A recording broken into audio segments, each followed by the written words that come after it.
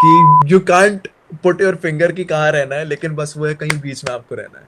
हम्म। आप एक तरफ टिल्ट हुए और वहां पे आप शायद खो दो अपना बैलेंस। तो वो वाली चीज है। परफेक्शन का जो कॉन्सेप्ट है ये बहुत ही मायावी है। ये आपको अपने तरफ बुलाता है कि आओ मेरे तरफ आओ, मेरे तरफ आओ। और आप जितना इसके पास जाओगे ये उतना दूर भागेगा। कॉम्प्रोमाइज एक्सेप्ट करना लाइफ में, कि हाँ अगर मैं कॉम्प्रोमाइज करता हूं तो ठीक है, चलता है, बहुत बुरी बात नहीं है।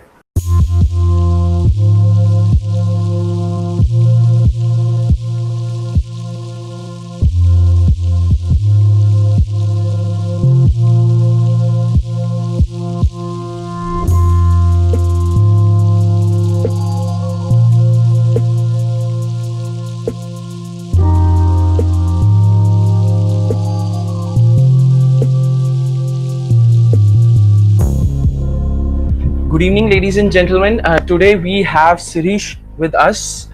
So, Shirish, would you like to start the webcast with your introduction? Okay, so my name is Shirish Prakash Singh. Uh, I don't know. I've always had trouble pronouncing my entire name because it has so much S's and S's. So, well, anyways, my name is Shirish. All right. I'm a singer-songwriter. I was based in Delhi before the COVID situation happened. Right now, I'm in my parents in Varanasi, Uttar Pradesh. I'll be moving to Mumbai after the situation gets, subdued or something comes out of it. Um, I write my own songs. I produce them. I recently launched my debut album. Besides that, I have been involved in theater for the last 3 years. Like Jatin, I've also been involved with filmmaking. Not like I'm not like a proper filmmaker. I'm more on the post production side, like video editing and music and all that, and plus some experience from the theater part too. So yeah. Okay, well, that was new. मेरे को तो अभी तक इतना ही पता था कि you are into music and मैंने जो सुना था वैसे हाँ हाँ this type of introduction is the best because I don't know you. तो मैं तुम्हारे तक पहुंचा ही तुम्हारे पीस ऑफ आर्ट, तुम्हारे काम से। हाँ जी। मेरे को व्हाट्सएप ग्रुप पे ऋषभ का हाँ टेक्स्ट हाँ हाँ। आया था। देन आई इंक्वायर्ड, फिर उसने तुम्हारा इंस्टा आईडी दिया and stuff that. So so you mentioned that you will be going to Mumbai. Yes.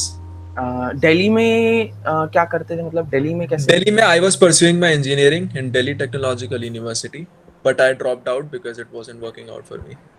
But I Oh, had like I wasn't able to perform that well academically.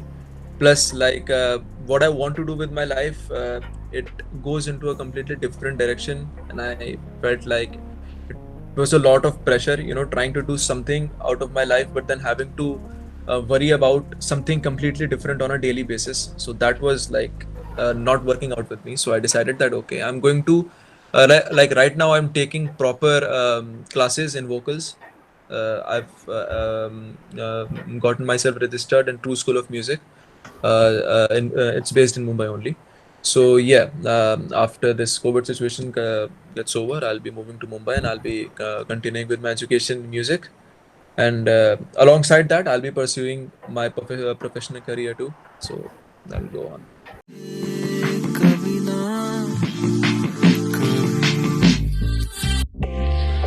जैसे जी रहा वो पल मर्जी बिना फिर एक दफा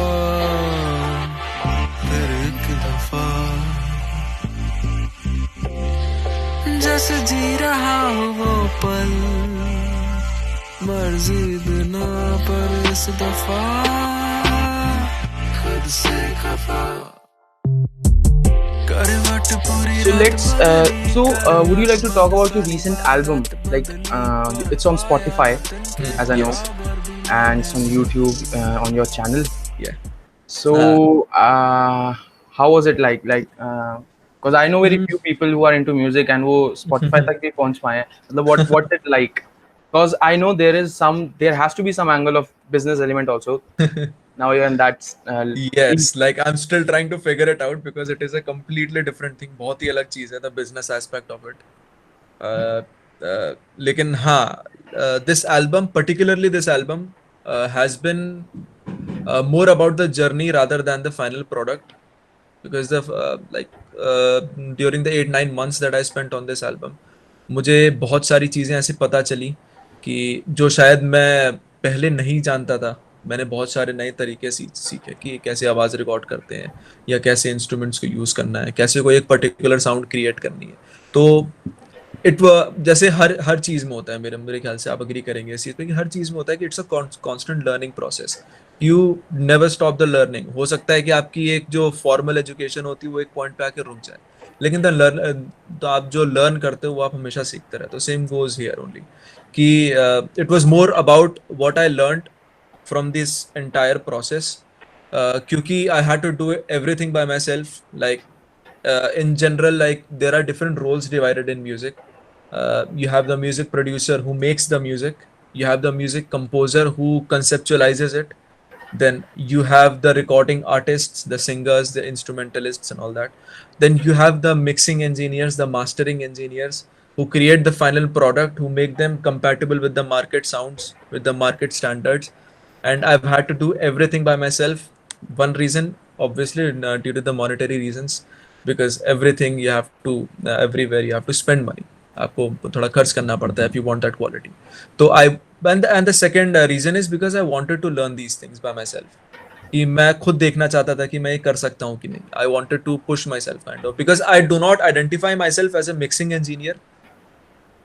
Like एक मिक्सिंग इंजीनियर का काम बहुत कॉम्प्लिकेटेड है, और वो मुझे शायद उसका 10-15-20% आता होगा, लेकिन हाँ, आई एम ग्लैड कि मुझे उतना भी आता है, और मतलब जितना भी मैंने सीखा आई एम श्योर कि वो मुझे हेल्प करेगा. सो यस, दिस एल्बम, जैसे आपने बोला, जो फाइनेंशियल साइड होता है और जो मार्केटिंग एज है, जो भी होता है, ऑनेस्टली जैसे कि एक आर्टिस्ट के लिए बता रहा हूँ, जैसे मैं पर्सनली एक आर्टिस्ट के लिए बहुत मुश्किल होती है ये सारी चीज़ें, बिकॉज सब अलग अलग एस्पेक्ट्स हैं, हर चीज़ के अलग अलग फैक्टर्स प्ले करते हैं. तो हर चीज़ में लेकर ये कहूँगा मैं, जो फाइनल मेरा इस एल्बम को लेके, कि yes, it's been more about the journey.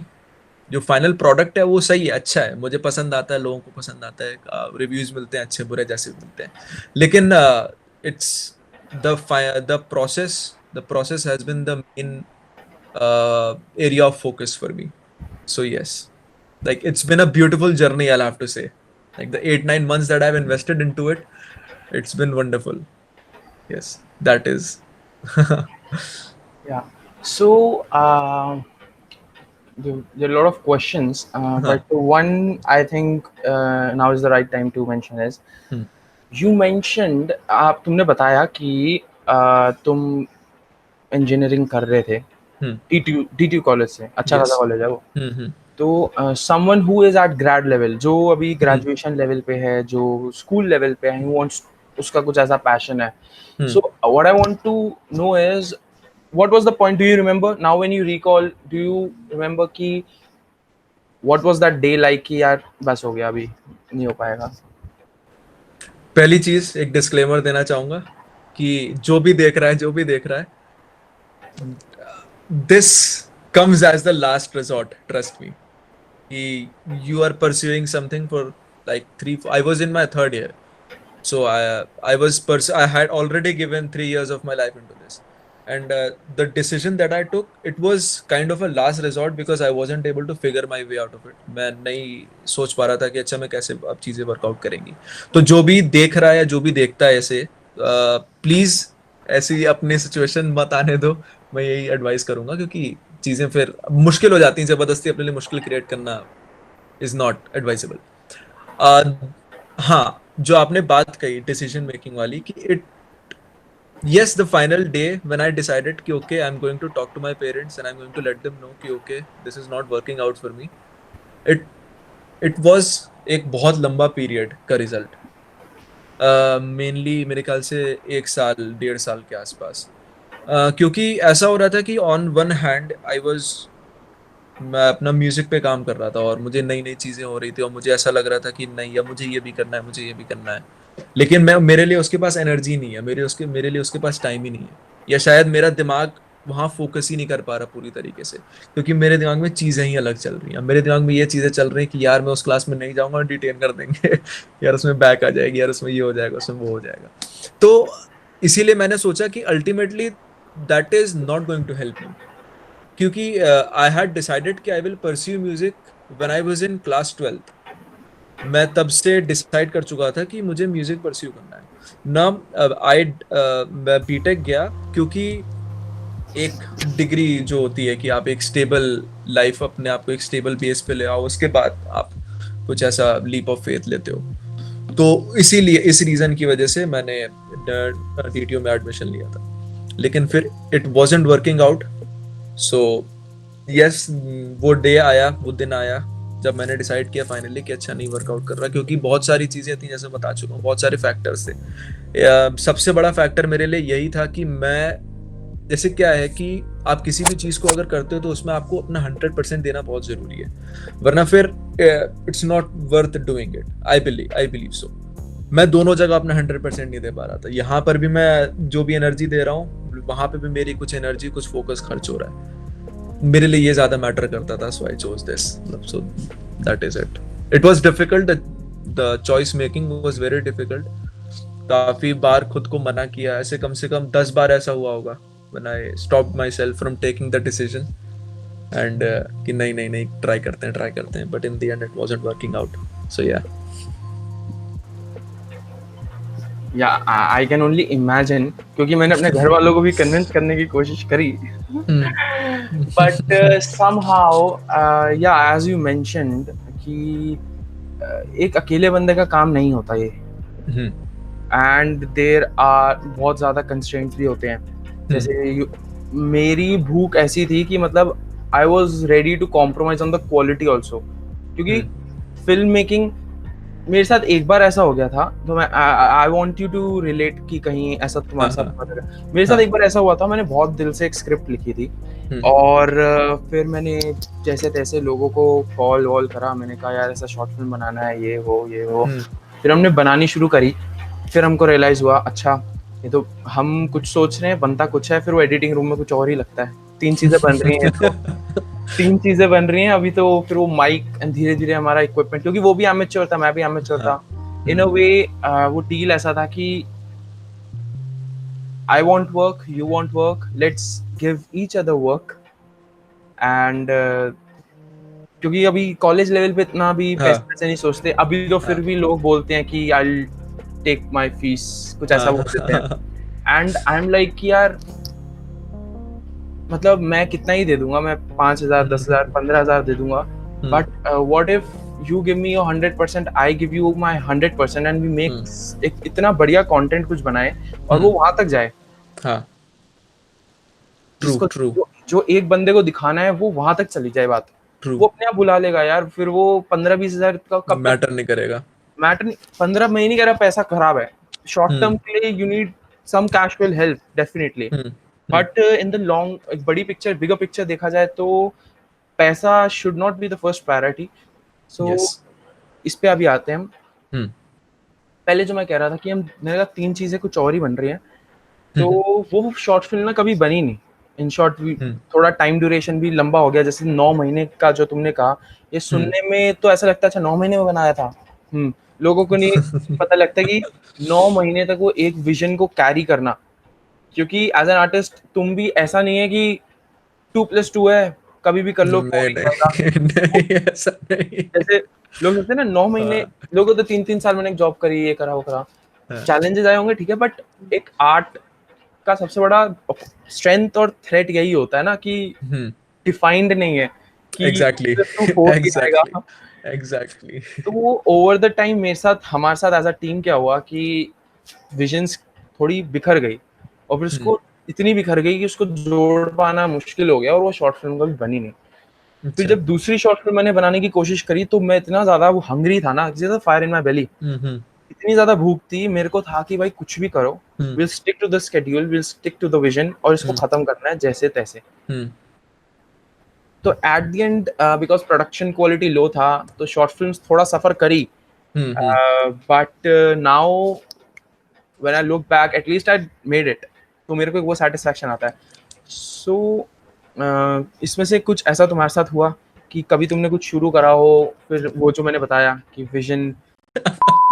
हाँ ओके, तो आपने जो बात कही कि यू स्टार्ट ऑन समथिंग कि और वो खत्म नहीं होता, या फिर कई बार क्वालिटी से कॉम्प्रोमाइज करना पड़ा, it happens, it happened a lot of times. अभी मेरे लैपटॉप में कम से कम 10-15 ऐसे गाने पड़े हुए हैं जो सिर्फ शुरू हुए और खत्म भी नहीं हो पाए, और मुझे पता भी नहीं कि वो खत्म हो पाएंगे कि नहीं। कई बार जैसे फॉर एग्जांपल कुछ पिछले साल एक कोई कॉन्टेस्ट था, उसमें 3 गाने बना के भेजने थे, अब मेरे पास 10 दिन की डेडलाइन थी, तो मैंने कैसे वैसे करके बना दिया। वो सब स्टैंडर्ड गाने थे, मतलब ये स्टैंडर्ड भी नहीं बोलूंगा, सब स्टैंडर्ड गाने थे, लेकिन वो एक वाली चीज थी कि नई डेडलाइन है और वो फॉलो करना है और उसको करना है, कंप्लीट करना है। ये बहुत इंपॉर्टेंट पार्ट है, बहुत ज्यादा इंपॉर्टेंट पार्ट है इस पूरे क्रिएटिव प्रोसेस का, क्योंकि एक ये वाली चीज होती है कि हाँ इट इज ऑल कंसेप्चुअलाइज्ड, आप इसको सोचते हो और फिर उसको क्रिएट करते हो, लेकिन देयर इज अ लिमिट जब तक आप चीजों को मेरे ख्याल से एंड्योर कर सकते हो या चीजों को होल्ड कर सकते हो अपने दिमाग में। कि जैसे ये एक फैक्ट है, एक फैक्ट नहीं है, मतलब एक प्रैक्टिस है। आप जब भी मतलब जैसे मैं कुछ ट्यूटोरियल्स देखता हूँ या कोई मास्टर क्लासेस देखता हूँ, तो उसमें जितने भी सॉन्ग राइटर्स हैं, जितने भी लिरिक्स राइटर्स हैं, आप स्टोरी राइटर्स को देखोगे, वो उन सबका ये कहना है कि don't hold on to an idea तब तक जब तक वो आपके दिमाग से उतर जाए। ऐसा बहुत बार होता है, जैसे फॉर एग्जांपल कि आप कोई गाना सुन रहे हो रेडियो पे, ठीक है, और आपने उसको एक बार सुना और आपको बहुत ज्यादा अच्छा लगा और आप ऐसे फैन हो गए उस गाने के, और आप उसको हफ्ते भर सुन रहे हो, हफ्ते भर सिर्फ वही गाना सुन रहे हो। हफ्ते भर के बाद आप पक जाओगे उस गाने से, अब वो कहीं चलेगा तो आप बोलोगे बंद कर दे इसे। यही सेम होता है जब आप गाना क्रिएट कर रहे हो, कि आपको 100 बार सुनना पड़ेगा क्योंकि आप उसको क्रिएट कर रहे हो, लेकिन अगर आपने 100 बार सुन लिया तो उसका मजा खराब हो गया। तो आपको ना कहीं से बीच में ट्रेड करके चलना पड़ता है कि मैं बहुत ज्यादा टाइम भी ना इसमें वेस्ट करूं, लेकिन मैं इतना टाइम जरूर लगा दूं ताकि मैं इसमें से बेस्ट निकाल सकूं। तो ये मेरे ख्याल से बहुत इंपॉर्टेंट पार्ट है सीखना, डेडलाइंस पे कंप्लीट करना, और कई बार आपको क्वालिटी से कॉम्प्रोमाइज करना पड़ता है, लेकिन इट इज वेरी इंपॉर्टेंट। कि जैसे अब इसकी बात उठ गई है तो मैं बता देता हूँ कि अभी कुछ टाइम पहले मैंने 15 डेज चैलेंज किया था। उसमें बेसिकली मैंने एक ये चैलेंज उठाया कि मैं 15 दिन में 15 नए गाने बनाऊंगा। अब वो कैसे भी बने मुझे नहीं मतलब, मैं बनाऊंगा। और मैंने 15 दिन में 15 नए गाने बनाए, और वो मेरी एक्सपेक्टेशन से तो बहुत ज्यादा अच्छे थे, मेरी एक पर्सनल एक्सपेक्टेशन से बहुत ज्यादा अच्छे थे। तो वो ऐसा होता है कि यू पुश योर सेल्फ कि वो डेडलाइन कंप्लीट करनी है और वो क्वालिटी से compromise, it is all part of the process. लेकिन एक टाइम के बाद आप इतना मंझ जाते हो अपने आर्ट में, अपने क्राफ्ट में, कि आपका जो भी आउटपुट होगा वो बहुत एफिशिएंट होगा। तो मेरे ख्याल से वो ही एपिटमी होता है इस चीज का कि आप उस आउटपुट को अचीव करो कि मैं कम से कम एफर्ट डाल के मैं ज्यादा से ज्यादा उसमें से निकाल सकूं। मेरे ख्याल से सब इसी की बात है कि आप ज्यादा, इसीलिए लोग बोलते हैं ज्यादा प्रैक्टिस करो, ज्यादा मूवीज बनाओ या ज्यादा गाने लिखो, ताकि आप बार बार उस प्रोसेस के थ्रू जाओ, आप बार बार उसको करो, बार बार आपके दिमाग में वो बैठे कि अच्छा मुझे ये करना है, अब ये करना है, अब ये करना है, अब ये करना है। You get used to it. It's like muscle memory. So वो वाली चीज है। तो in a way we can say कि जो बैलेंस बनाने की बात थी, क्योंकि जब वो आइडिया आता है वो इतना अच्छा लगता है कि उससे निकलने का मन नहीं करता। Exactly. उसमें घुस जाता है, फिर वो दिन रात निकल जाती है। हाँ। तो in a way we have to stay emotional to the art and detached to the craft. Yes. तो डिमोशनल रहना है, मतलब मतलब यही है कि you can't put your finger कि कहाँ रहना है, लेकिन बस वो है कहीं बीच में आपको रहना है। आप एक तरफ टिल्ट हुए और वहां पे आप शायद खो दो अपना बैलेंस।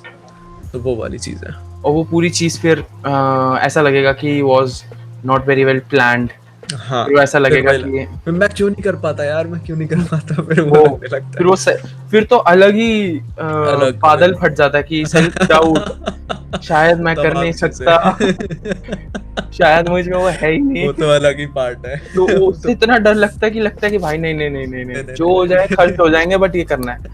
तो वो मोटिवेशन तो मैं यूजुअली वहां से लेता हूं। एग्जैक्टली, बहुत इंपॉर्टेंट है ये वाली चीज। हाँ,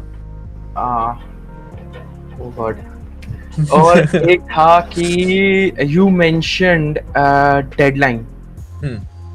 डेडलाइन का जन्म मेरे को ऐसा लगता है कि बिजनेस से हुआ है, बिकॉज जो मांग रहा है ही इज ऑल्सो अकाउंटेबल, उसको भी कहीं डिलीवर करना है, चांसेस आर कि उसको वो मांग इसलिए रहा है क्योंकि उसको डिलीवर करना है। और मेरे को ऐसा लगता है कि जब मेरे से कोई काम मांगना शुरू कर दे, जैसे बोलता है ना कि तब तक कर लो, मतलब मैं डेडलाइन सेट कर रहा हूँ, मैं अपने को टाइम बाउंड कर रहा हूँ ताकि मैं I am not all over the place, कभी भी कुछ भी हो रहा है तो मैं, बट कोई बाहर से डेडलाइन ऐसे देता है कि you have to do this, मेरी क्रिएटिविटी तो वहीं बुझ जाती है, मेरे को लगता है कि अब नहीं हो पाएगा।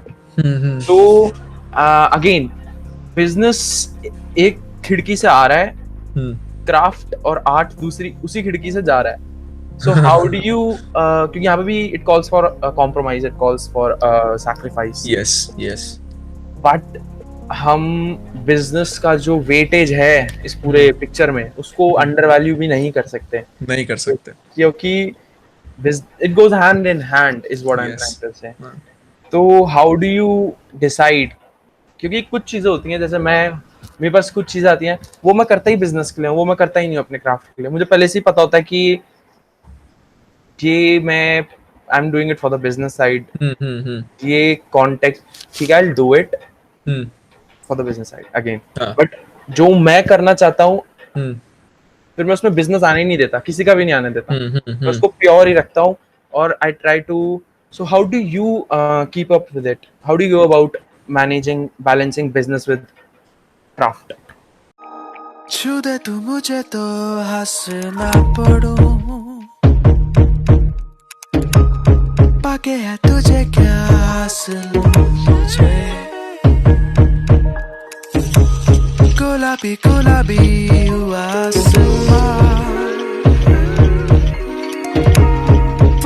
फरे भी आंखें भागे बिन सुने, हुआ है क्या। ये वाली चीज तो होती है कि there are some projects that you pick up just for the business aspect of it, कि बहुत सारी चीजें आप ऐसे करते हो कि ठीक है ये करना है, अब वो अगर आपको कोई पे कर रहा है तो मैं कर देता हूँ, मेरा उसमें कोई पर्सनल इन्वॉल्वमेंट या पर्सनल अटैचमेंट नहीं है उससे, वो अलग चीज है, वो that is more like a professional side to it.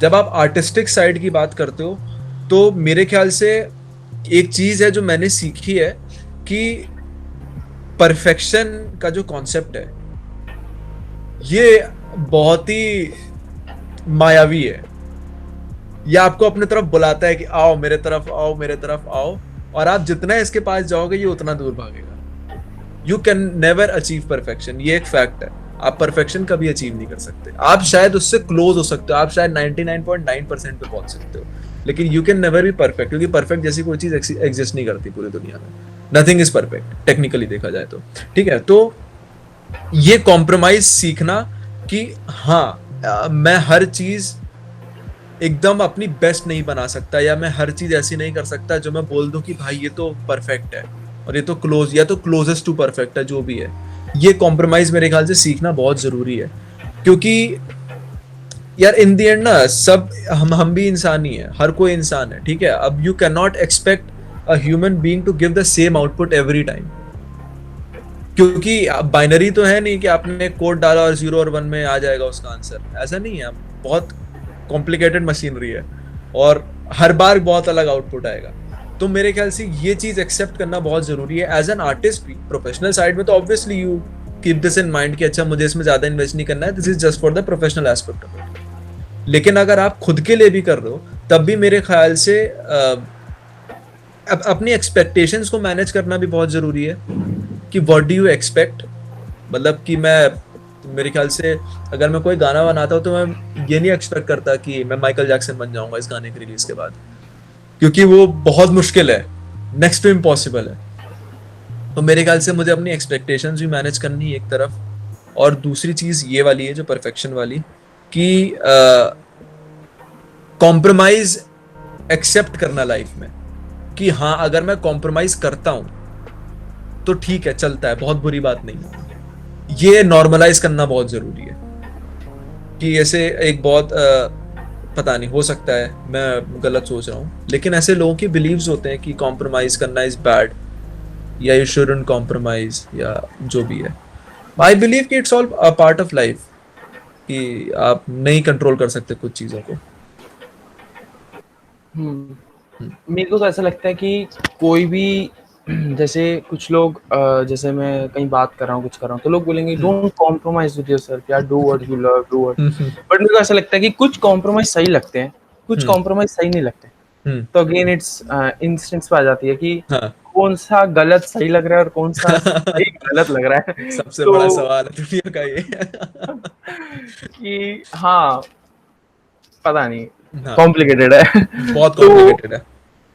So I was doing my, not doing my, I was just going through your Instagram wall, hmm and I hmm found this song. Album मैंने सुना सब, एक हम्म गाना है ख्यालात करके।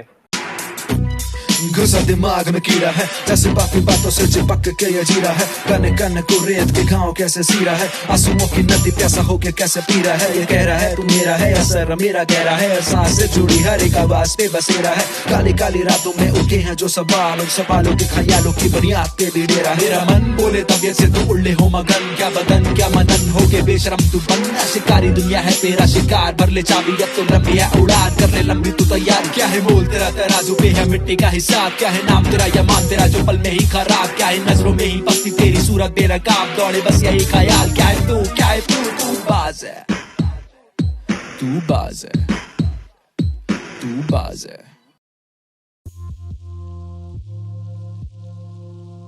Hi everyone, I hope you guys liked the video, and if you know someone who makes a similar content or has a story that needs to be shared, please feel free to reach out to us at crosslifenetworks@gmail.com. And if you have an interesting opinion that you'd like to share, please do that in the comment section below. Subscribe the channel, and I will see you in the next webcast.